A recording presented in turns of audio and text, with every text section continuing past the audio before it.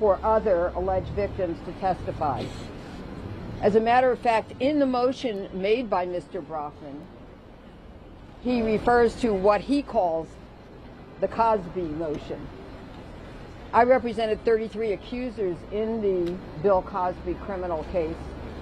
One was permitted to testify as what they call in Pennsylvania a prior bad act witness in the first criminal case, and 3 out of the 5 prior bad act witnesses were permitted to testify in the second criminal trial leading to Mr. Cosby's conviction. I represented 3 out of the 5 prior bad act witnesses who did testify.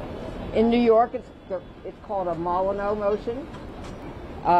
It will not surprise me if the prosecution makes that motion at some point to allow other accusers who can show same or similar conduct by Mr. Weinstein to testify. My educated guess is that that's one of the major concerns of the defense,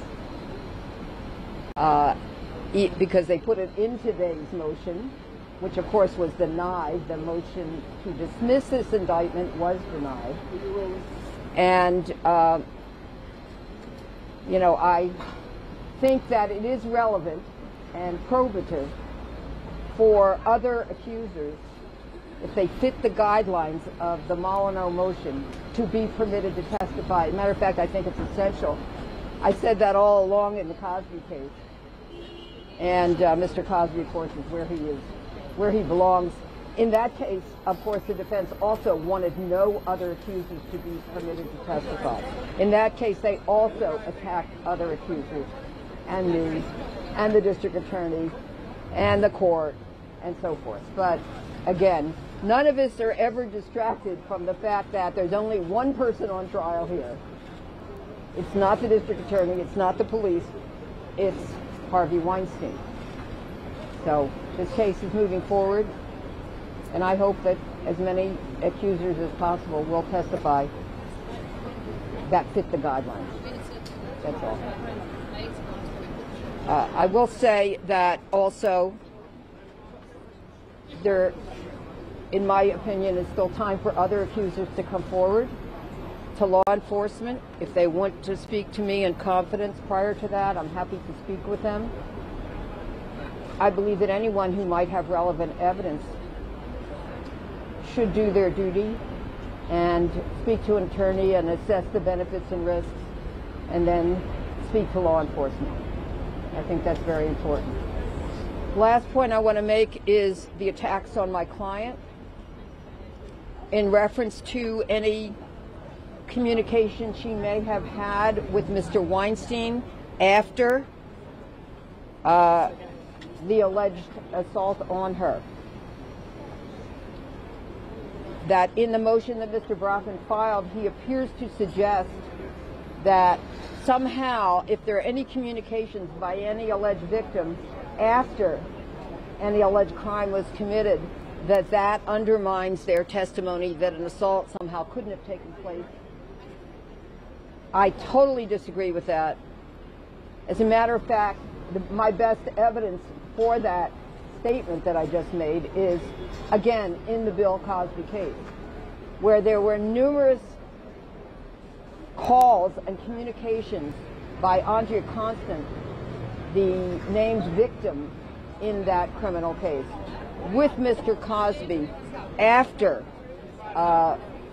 the drugging and sexually assaulting of Ms. Constant.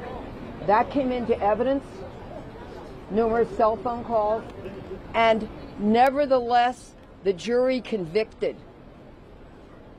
So the theory of the defense that somehow there could not have been any kind of sexual assault, non-consensual sexual activity, if there were communications with any victim after the assault, is belied and completely contradicted by the evidence. And I think once you understand the context of the communications, which I think even if you read them are completely harmless, you will understand why it does not mean that there could not have been any criminal activity.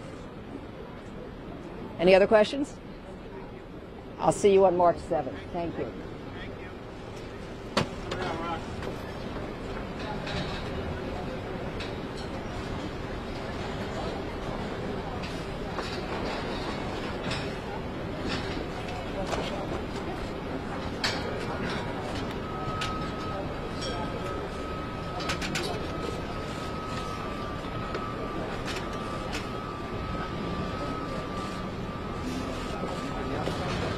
Yes, over here, over here.